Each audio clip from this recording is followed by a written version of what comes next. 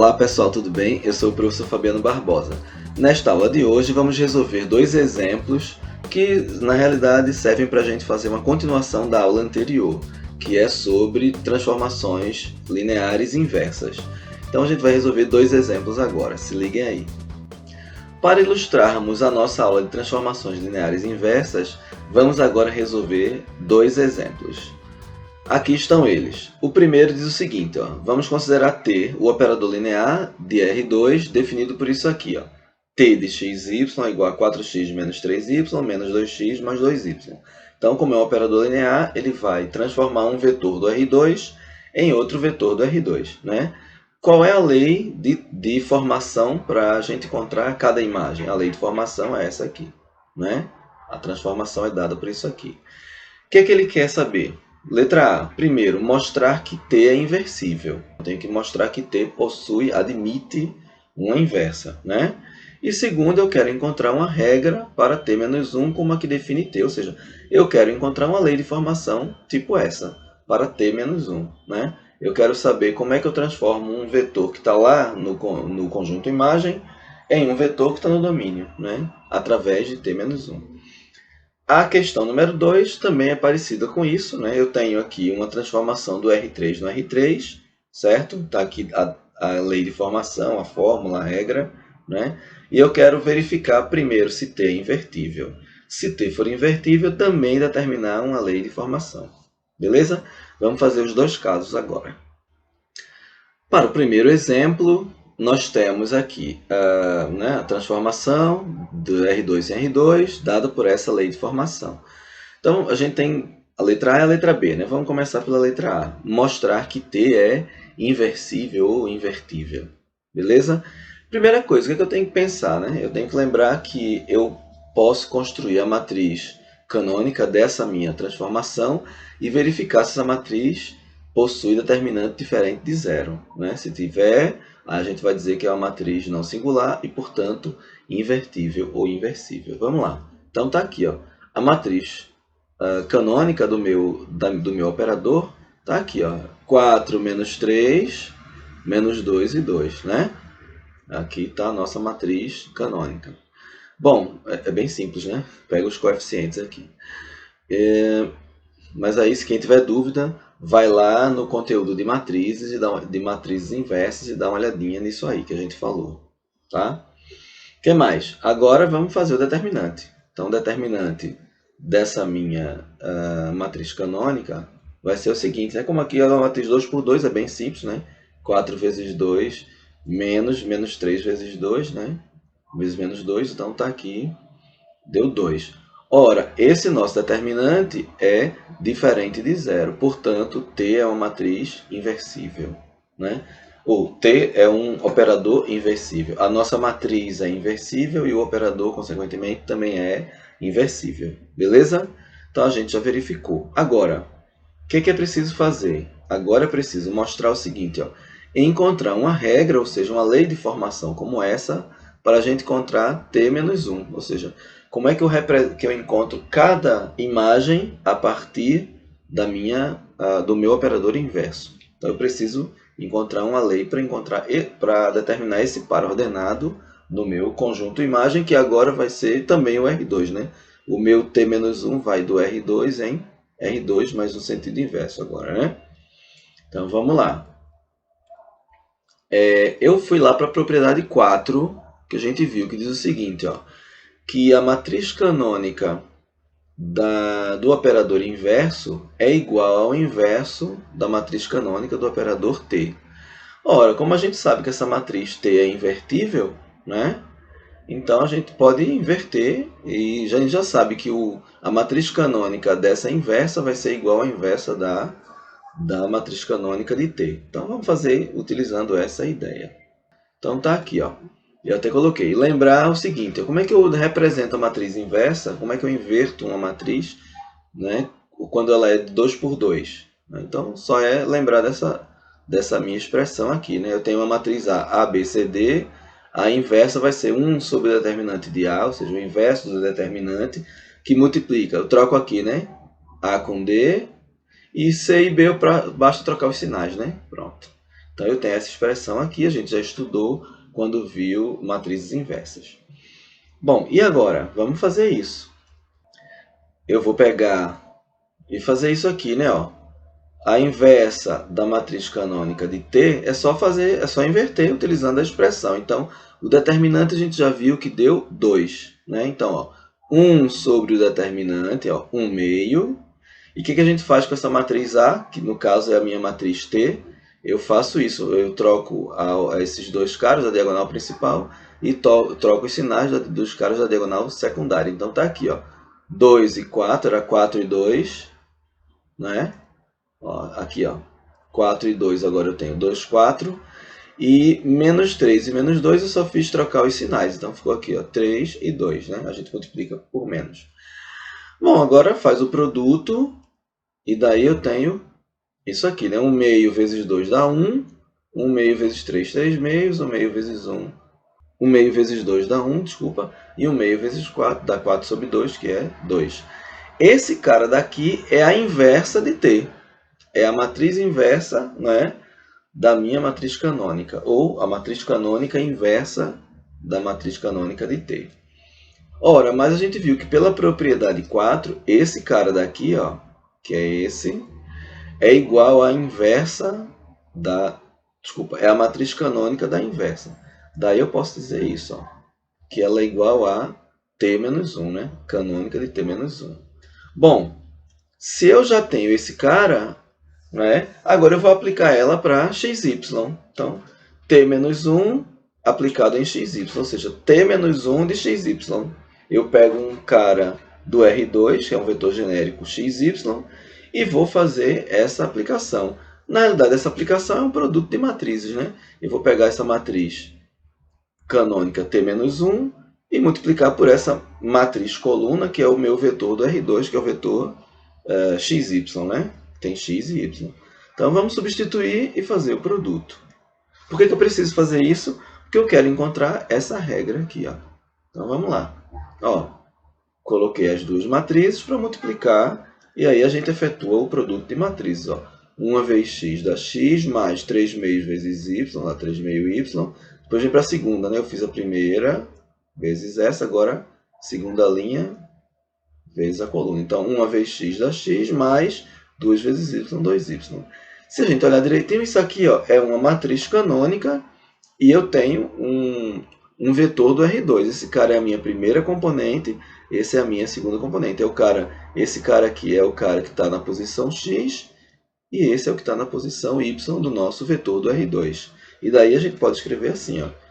Portanto, ó, conclusão, T menos 1 de xy é igual a quem? Aí eu pego essa matriz e reescrevo na forma de vetor. Então, está aqui, ó, x mais 3 meio y está aqui na posição x e x mais 2y na posição y do nosso par ordenado.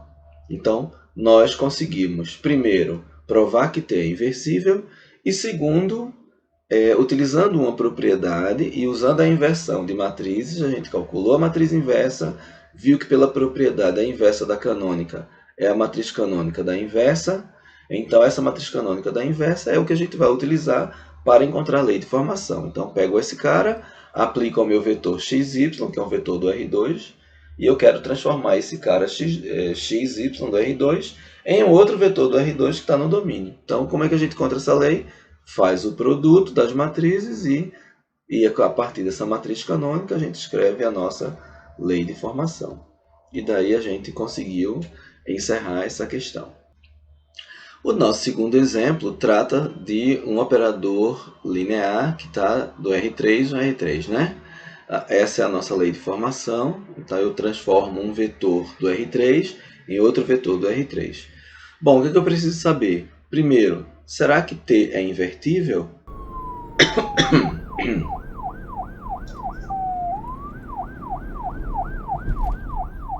Se for invertível, encontrar a inversa. No caso, a gente vai precisar de novo trabalhar com inversão de matrizes. E quando a gente estudou matrizes inversas, eu trabalhei somente com matrizes de ordem 2. Tá bom? Aqui eu vou aproveitar esse exemplo, né, caso seja invertível, para a gente trabalhar com como é que eu encontro uma matriz inversa, tá? De ordem 3. Vamos começar. Primeiro, eu tenho o seguinte, ó, a matriz canônica do meu operador T é essa aqui, ó, 3, 1, 0, vamos ver, ó, 3, no meu x2 tem 1, e como eu não tenho x3, aqui é 0, x3, então vai ser 0. Na minha segunda componente do vetor, lembra que é um vetor do R3, né, que é como se fosse o meu x, o meu y e o meu z, ou x1, x2, x3, né? Na segunda componente eu tenho menos 2, menos 4 e 3. Na terceira componente, 5, 4 e menos 2. Então eu montei aqui a minha matriz canônica. Eu preciso saber se o determinante dessa matriz é diferente de zero. Se for, ela é invertível. Então basta calcular o determinante, isso aí é bem tranquilo. Eu vou passando bem rápido aqui. A gente já viu isso, né? Já fez isso várias vezes.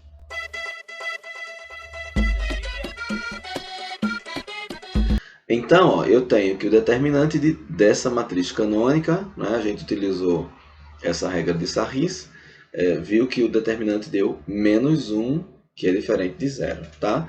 Logo, esse meu operador é invertível. E aí a gente vai para o seguinte, para usar a mesma propriedade 4 que eu usei no exemplo anterior, eu tenho que perceber como é que eu vou fazer a inversa de uma matriz de ordem 3. Então é isso que eu vou mostrar para vocês. Quando eu falei nas aulas de matrizes inversas, que era um pouco mais complicado trabalhar com matrizes de ordem 3 ou superior, é porque eu preciso usar aquela mesma expressão que a gente tinha, né, que a inversa é 1 sobre determinante, multiplicado por uma outra matriz. Lá no caso da ordem 2, aquela matriz tem uma representação fixa, mas aquela matriz a gente chama de matriz adjunta da matriz A, né? Se eu vou inverter a matriz A, aquela é a adjunta. O problema é que determinar a matriz adjunta, quando você tem matrizes de ordem de 3 acima, é que isso envolve bastante cálculo. Então, de ordem 3 dá para a gente fazer. Eu vou fazer aqui, mas, em geral, são problemas que as pessoas utilizam algum tipo de modelo computacional já realizado, algum tipo de programa, e coloca lá a matriz e diz assim, eu quero calcular a adjunta. Pá, pronto. E aí o computador calcula. Pode ser de ordem 1000 por 1000, o computador calcula. Então vamos ver por quê. É porque é o seguinte, ó, se A é invertível, a gente vai ter essa expressão para trabalhar. Então veja que no lugar daquela matriz de ordem 2 que a gente usou, aqui a minha adjunta vai ter uma outra forma. Então depende muito da ordem da minha matriz, tá certo? Então tá aqui, ó. A inversa é 1 sobre o determinante de A multiplicada pela matriz adjunta de A. O que é a matriz adjunta de A? Então a adjunta de A é a transposta de uma outra matriz chamada matriz de cofatores de A. Por isso que numa semana só para a gente ver matrizes, tudo de matrizes, não dava tempo de trabalhar. E aí eu resolvi, na hora da necessidade, falar disso, tá certo? Complementarmente. Bom, então a gente vai calcular a matriz de cofatores e depois faz a transposta. O que é linha vira coluna, né? Aí quando eu fizer essa transposta, ela é a nossa matriz adjunta que vamos usar aqui para determinar a inversa. É isso que nós vamos fazer. Então vamos começar. Eu já escrevi aqui o começo do nosso cálculo da matriz de cofatores da nossa matriz canônica T. Eu peguei essa matriz, que nós já repetimos a primeira e a segunda coluna para fazer a regra de Sarris, e vou fazer o seguinte, vou acrescentar agora a primeira linha e a segunda linha a esta matriz. Ó, e aí ela ficou assim. Beleza? Para calcular a matriz de cofatores, essa matriz de cofatores vai ser uma matriz em que eu vou ter determinantes de matrizes menores que estão aqui dentro, certo? Como a minha matriz era de 3 por 3, eu vou fazer matrizes aqui 2 por 2. Então vamos lá.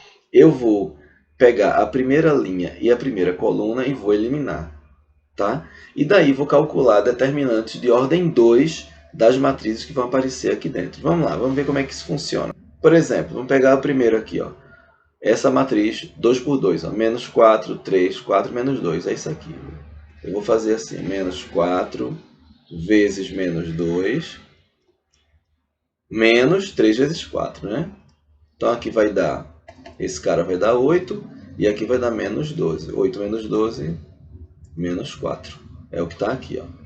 Tá? E aí a gente vai fazer isso com a outra. Agora eu tenho aqui embaixo 4, 4 menos 2, 1, 0. Então calculo o segundo determinante. E cada um eu estou colocando, né, na posição de coluna, tá certo? Depois a gente faz a transposta.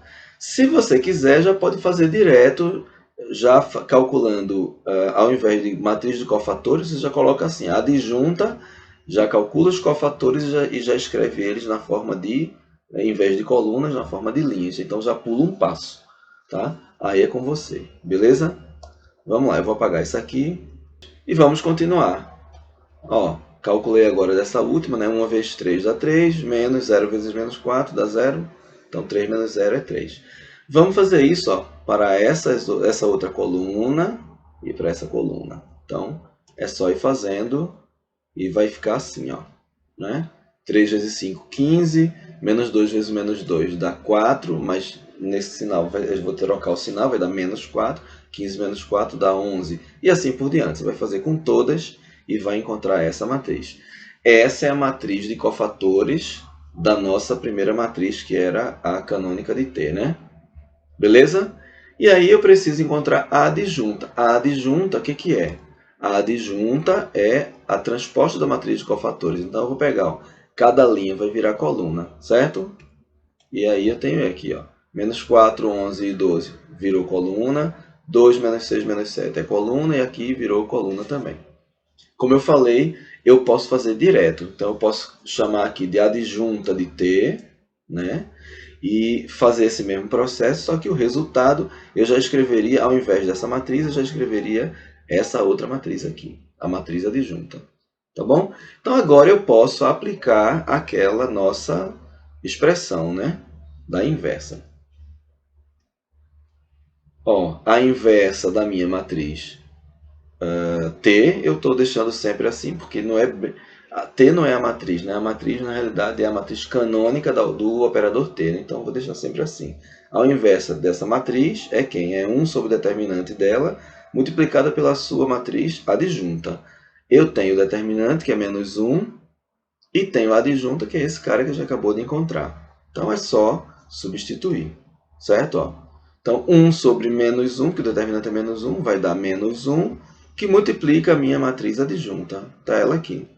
Ora, quando eu fizer esse produto, multiplicar os caras por menos 1 é só trocar o sinal. Então, eu tenho aqui a minha matriz, essa matriz aqui, que é a nossa inversa, né? Ora, mas a propriedade 4 diz o quê? Que a inversa da matriz canônica é a matriz canônica da minha inversa. Então, eu tenho aqui, na realidade, já o que eu queria para encontrar a minha nova lei de formação. Para facilitar, eu já reescrevi aqui que a matriz canônica da minha inversa é esse cara, né? Essa matriz que a gente acabou de encontrar. Bom, e aí eu quero fazer isso, ó. Eu vou fazer t-1 de x1, x2, x3, porque eu quero calcular a minha transformação, né, inversa. Então, eu quero fazer a inversa de um vetor do R3 e eu quero encontrar um novo vetor do R3 agora no domínio. Como é que faz isso? Aí é igual a outra, né? A gente vai fazer o produto da matriz pelo vetor. Eu transformo esse vetor, escrevo na forma de matriz também, fica assim, né? Ó. É aplicar, fazer essa aplicação, né? Essa transformação é multiplicar essas matrizes. E aí eu sei que essa matriz T-1, né?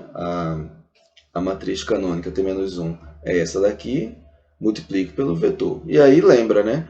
Primeira linha com o vetor coluna vira primeira linha. Segunda linha com o vetor coluna vira segunda linha e assim por diante. Tá aqui, né? Ó. Então, eu pegar, por exemplo, esse cara daqui, ó, e multiplicar por esse, ó, 4 vezes x1 daqui, menos 2x2, menos 3x3. Acabou. Se tivesse uma segunda coluna, aí a gente faria aqui do lado, mas não tem, né? Aí depois vou para a segunda linha, ó. Então menos 11x1 mais 6x2 mais 9x3. E assim por diante na outra, né? Determinamos o quê? A matriz canônica da nossa inversa.